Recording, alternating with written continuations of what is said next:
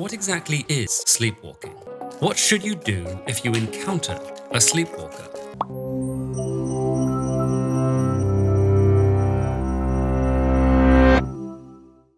Mumbling fantastical gibberish, devouring blocks of cheese in the nude, peeing in places that aren't toilets, and jumping out of windows.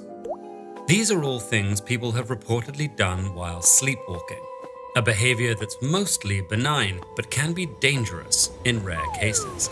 It's estimated that around 18% of people sleepwalk at least once in their lives.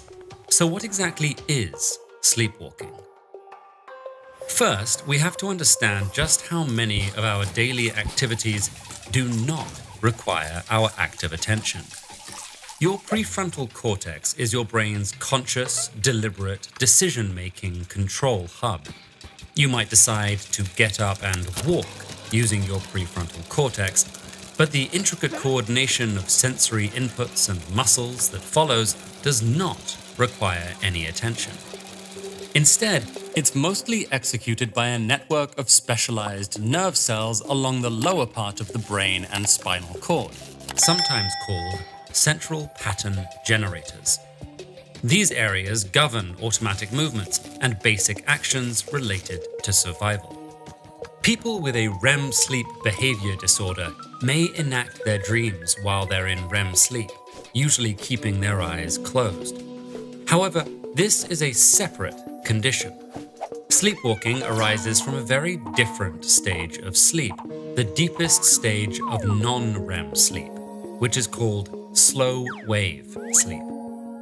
In this state, the cortex, including the prefrontal cortex, is essentially turned off. When someone is roused from this stage, they'll usually appear groggy before either dozing off again or becoming fully conscious. For that moment, though, they're in an intermediate state, straddling sleep and wakefulness. A sleepwalking episode is, essentially, an extreme, prolonged version of this. When sleepwalking, the prefrontal cortex remains inactive, so the person doesn't possess executive, deliberate control over their actions, but other parts of their brain are active.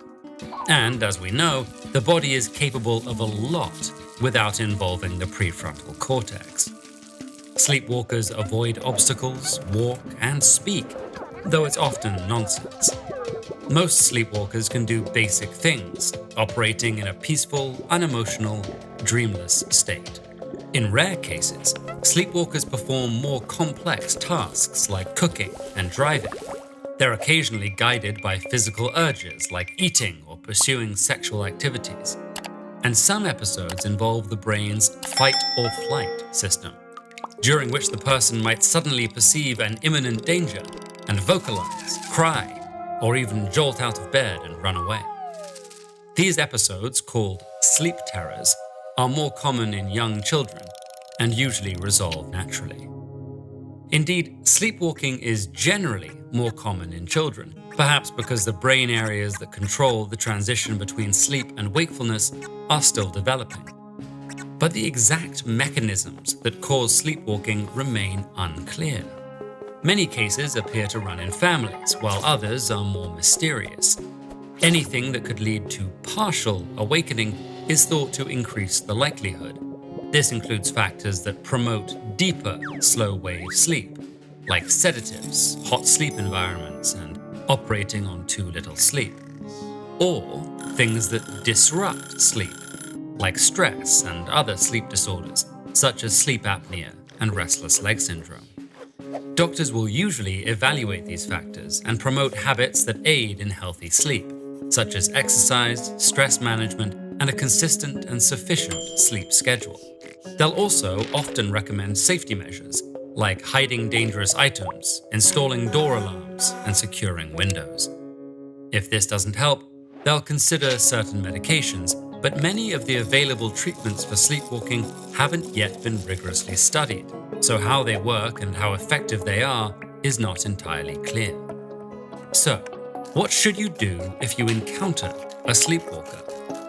A common misconception is that rousing a sleepwalker causes irreparable harm. Fortunately, this is not true. However, trying to forcefully wake them can cause confusion and distress. The best practice seems to be to gently guide them back to bed, and if they resist, to simply ensure they're safe until the episode resolves.